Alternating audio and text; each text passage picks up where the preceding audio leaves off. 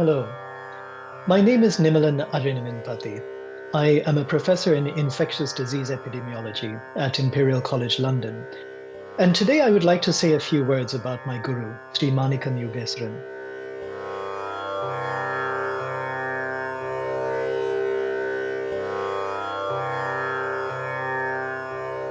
I began learning Carnatic flute from my guru around 1992, and I had my Arangetram at the Bharatiya Vidya Bhavan in 1996. My guru is an extremely accomplished musician, and he is one of the few Carnatic vocalists who is also equally skilled in musical instruments, including the flute, mridangam, and kanjira. His skills have always been a reminder to me that music shouldn't be limited to one area alone. In fact, it's important for any musician to understand other perspectives as well. Uniquely, my guru has also taken his ethos to the level of musical traditions too. He collaborated with other musicians from a wide variety of backgrounds on a journey that led to him being the first Carnatic vocalist to sing in a Hollywood movie. He is a leading light in global music, working tirelessly to promote both Carnatic and global music on a world stage.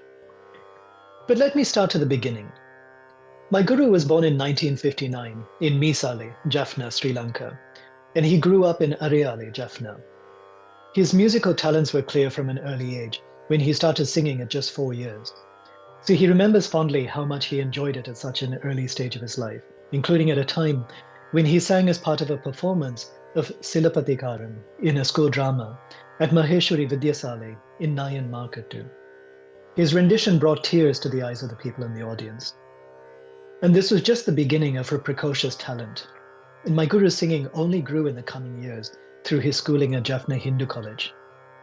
He learned under Sangeeta Bhushanam Thiru P. Muthukumarasamy, who himself had been a disciple of Isai Arasu M. M. Tandapani Tesikar, a famous Carnatic vocalist, composer, and actor during his time at the head of Annamalai University in Chittambaram, Tamil Nadu. At Jaffna Hindu College, my guru sang Thevarams and Tirumurayal in the daily assembly, and his voice was recorded and played at the end of the school day. He also took part in singing competitions at the regional and national level, and these years really formed an important foundation for my guru's future musical career. He stayed very close to Muthukumarasamy sir for years afterwards. And a significant moment during this period was the Ther festival held each year at the Siddhivinayakar Koil in Ariale, Jaffna. My guru had the opportunity to sing at the climax of the festival when the deity descended from the chariot. And recognizing his talent, the Nadaswaram players who assembled on the day introduced him to other temples, and very quickly his performances expanded across the country. Sometimes he was giving 3 concerts a night. So it was around this incredibly productive time that my guru found a new mentor in Sangeeta Bhushanam Thiru S. Balasingham, who took him under his wing and imparted even more musical skills. Again, my guru remained very close to both of his teachers for the rest of their lives. And it was around this time that my guru received 2 very notable recognitions. At the Inuil Kandasthami Koil, after one of his concerts, none other than Sri Veeramani Iyer got onto the stage with a large garland for him. The gift was all the more inspiring given the contributions that Veeramani Iyer had already made to the tradition. He was a prolific poet, composer, and dancer. And he also gifted my guru with one of his handwritten books of 72 Malakarta Ragas, a gift that my guru still has with him to this day. In fact, my guru is planning to record these songs for Tamil music lovers. The other recognition at this time was when my guru was singing in Jaffna, on the same night that Tirumuruha Kirupananda Variyar, a famous religious orator from South India, was giving a discourse. Kirupananda Variyar bestowed a title to my guru as Ilam Sirkhali, named after the famous singer of Tamil Isai, Dr. Sirkhali Govindarajan of Tamil Nadu. And this name remained with him ever since. Again, my guru accompanied Kirupananda Variyar on the Mridangam during his visits in London. In the mid-1980s, my guru moved to London to study accountancy. It took him some time to get used to the new culture and new food, and indeed knew everything. But after a few months, a music lover invited him to Highgate Murugan Temple to perform there. And these were really the early days of Carnatic music in the UK. My guru started giving lessons from 1985 and organized the Festival of Carnatic Music in the 1980s and 90s. Although Indian music performers had previously visited London from abroad, These festivals really contributed towards the community level events of Carnatic music in London. And the scene flourished very quickly. People attended in their hundreds, regularly filling the halls to capacity. The key organizers for these events were Mr. and Mrs. Yogaraja through their own organization, Kalalayam, in London. They worked tirelessly during that time as key supporters of the tradition, both promoting language and music. Mr. Yogaraja is a practicing lawyer and a strong supporter and mentor of my guru, who really recognized his talent. An important development in the 1990s was my guru's branching out into contemporary music. Through a meeting with a German guitarist, Uwe Mulrich, in London in 1994, he was invited to join with Uwe and the band Dissidenten in Germany. And this was just the start of a groundbreaking journey that would see Carnatic music taking its place on the world stage. My guru continued singing with Dissidenten for more than 20 years, doing extensive tours in Europe and particularly in Germany. He also took part in major festivals in Europe, including the Stuttgart Jazz Open, Montreux Jazz Festival, Glastonbury, UK, and WOMAD in Holland. In the 1990s, my guru started recording with composers like Jocelyn Pook in London. And together with Jocelyn Pook and her ensemble, my guru sang on live shows and participated in many CD recordings. A highlight of this collaboration was when my guru sang for Jocelyn Pook's soundtrack in Stanley Kubrick's movie Eyes Wide Shut in 1999. Historically, this makes him the first Tamil musician to sing in a Hollywood production. In the late 1980s, my guru was asked to join The Shout, which is a musical collaboration and brainchild of two well-known composers in London, Orlando Goff and Richard Chew. This is quite a unique initiative, the idea being to bring together a group of professional singers from a variety of backgrounds.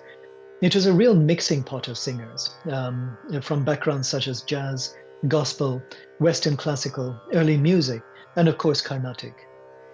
And in his 10 years with Shout, my guru sang with all the major orchestras, including the BBC Symphony, the Bergen International Orchestra, Vienna Festival, BBC Proms, Scottish Proms, and also the opening and closing ceremonies of European Cities of Culture, which happened in Stavanger in Norway and Linz in Austria.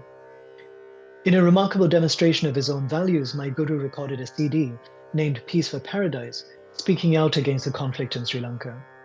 He believes passionately that conflict anywhere threatens not just life and property, but also tradition and culture. The CD was released in 2005 at the House of Commons, facilitated by the former Shadow Chancellor, the Honourable John McDonnell MP. On another occasion, my guru was invited to sing in Norway to mark 200 years of the Norwegian Constitution. It was a rather special event hosted by the Crown Prince of Norway, with 4 different singers playing a key historical figure, and my guru in particular playing Mahatma Gandhi. Stemme, which means both voices and votes in Norwegian, was commissioned by the Bergen National Opera to mark the bicentenary of Norway's constitution.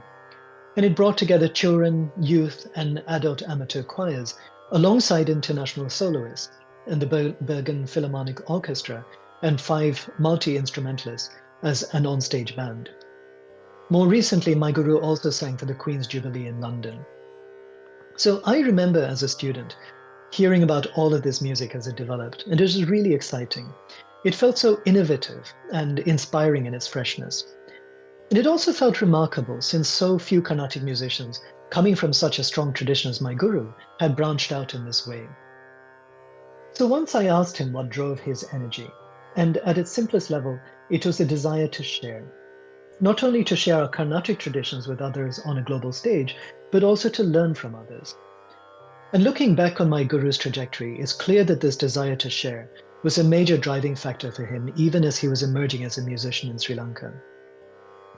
But even alongside the global music, he's continued performing in Carnatic classical concerts, as well as teaching.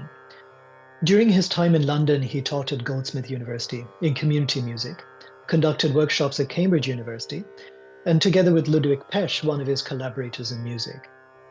My guru performs regularly at the music festival in Chennai's December season, and he's the only artist from Europe who's invited to sing each year in the festival.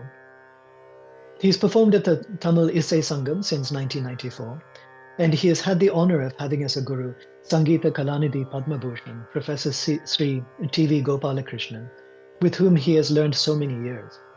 He has also sung and accompanied his guru Amridangam since the 1990s. Today, my guru is co-artistic director and coordinator for South Asian music at the Global Music Academy in Berlin, Germany. The mission of the Academy is to promote traditional music from all over the world. In fact, in 2017, the Academy also initiated training in Sri Lanka, supported by the Goethe Institute and in collaboration with the Ministry of Education. It is hoped that these initiatives will bring long-term capacity to Sri Lanka, training talented young musicians from all communities to perform and promote traditional music on a global level. My guru was bestowed the prestigious musical award from Mysore Maharaja as part of the centenary celebrations for his significant services to Karnataka music on a global level in 2018.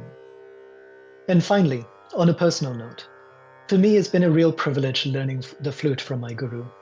I began my training in the mid-1990s, and I've always felt inspired by his approach to music. One of the first things that struck me as a student was how little we were using written music. My guru always found it more valuable to teach by ear, basically with me listening to him singing and then trying to play the same on the flute. And it was hard to begin with, but eventually I realized how much more alive the music became when learned in this way. And that is one of the main inspirations I've taken from learning under my guru, the sheer joy of bringing music alive. And of course, the sheer joy of sharing that music. Thank you.